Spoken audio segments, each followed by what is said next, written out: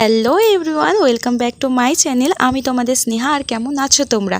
তো আগের জল ঢালার ভিডিওটাতে কিন্তু তোমরা অনেক ভালোবাসা দিয়েছো, তার জন্য কিন্তু তোমাদের অনেক অনেক ধন্যবাদ। আর যারা এখনও পর্যন্ত ওই ভিডিওটা দেখোনি তারা এখনও কি করছো, গিয়ে চ্যানেলে চেক আউট করে আসো। আগের ভিডিওটাতে তোমরা এত ভালোবাসা দিয়েছো যে তোমাদেরকে অনেক অনেক ধন্যবাদ।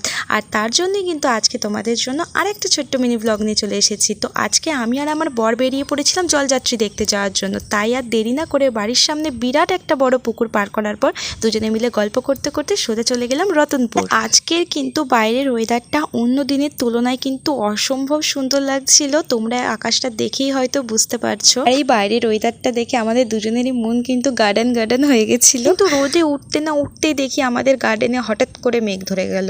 এত পরিমাণে মেঘ ধরে গেল যে আজকে ভেবেই নিয়েছিলাম যে আজকে আমাদের দুজনকে ভিজতে ভিজতে বাড়ি ঢুকতে হবে। যাই বা হোক, এরপর কিন্তু জল সেরকম আসেনি, কিন্তু মেঘটা প্রচণ্ড ধরেছিল। এরপর আমরা গাড়ি রেখে আমার বরের হাত ধরে দুজনে মিলে লাফাতে লাফাতে চলে গেলাম জলযাত্রী দেখতে। আর গিয়েই দেখি ওমা কি এত ভিড়! মানে আজকে ছিল শ্রাবণ মাসের চতুর্থ সোমবার, তৃতীয় সোমবারের তুলনায় আজকে কিন্তু প্রচণ্ড পরিমাণে ভিড় ছিল।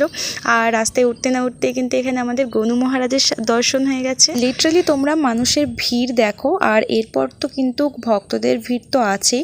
আর দেখো কত সুন্দর সুন্দর বাঁক নিয়ে যাচ্ছে, এইগুলো দেখতে কিন্তু বেশ মজার লাগে।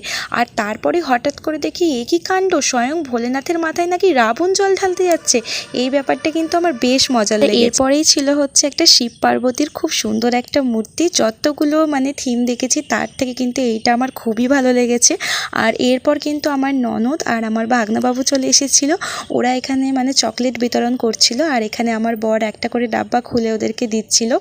আর চোখের নিমেষে কিন্তু অনেকগুলোই ডাব্বা শেষ হয়ে গেছে। আর এরপর আমার বড় একটা ডাব্বা খুলে নিয়ে এসে পাশে দাঁড়ালো, কারণ মানে এতই ভক্তরা ছিল তো ওরা দিয়ে কুলাতে পারছিল না। আর আমি এখানে দাঁড়িয়েছিলাম, লিটারালি একটু তো গরমও ছিল। আর প্রচণ্ড গরমের জন্য আমার একটু অবস্থা খারাপও হয়ে গেছিলো। আর আমি না আমার বরকে বলছিলাম যে আমি জল ঢালতে যাবো। আমার বর আমাকে বলছে তুই এইটুকু ভিড়ই সহ্য করতে পারছিস না, তাহলে জল ঢালতে গেলে তুমি কি করতে। আর তারপর কিন্তু আমি এখানে একটুখানি চকলেট দিয়ে নিলাম। পর কিন্তু লাস্ট একটা থিম দেখার জন্য আমরা দাঁড়িয়েছিলাম, যেটা ছিল আমাদের সিঙ্গুর বড়া বাজারের থিম। ওটা হয়তো রাম মন্দির করেছিল। তো কেমন লাগলো তোমরা কমেন্ট করে জানিও। আর তারপর কিন্তু আমরা ওখান থেকে বেরিয়ে পড়েছিলাম বাড়ি যাওয়ার উদ্দেশ্যে। কিন্তু বাড়ি যাওয়ার আগে দাঁড়িয়েছিলাম একটুখানি খেতে, কারণ আমাদের দুজনেরই প্রচণ্ড পরিমাণে খিদে পেয়ে গিয়েছিলো। তো আমার বর নিয়েছিল দুটো পনির সাটে, না পনির সাটে না, ওটা চিকেন সাটে ছিল। আর তারপর আমরা একটা রোলও নিয়েছিলাম, ওটা আমি বাড়ির জন্য প্যাকিং করে নিয়েছিলাম। তো চলো ফ্রেন্ডস, আজকের ভিডিওটা এইটুকুই। এই ভিডিওটা তোমাদের কীরকম লাগলো অবশ্যই আমাদেরকে কমেন্ট করে জানিও। আর খুব তাড়াতাড়ি দেখা হচ্ছে তোমাদের সাথে নেক্সট মিনি ব্লগে।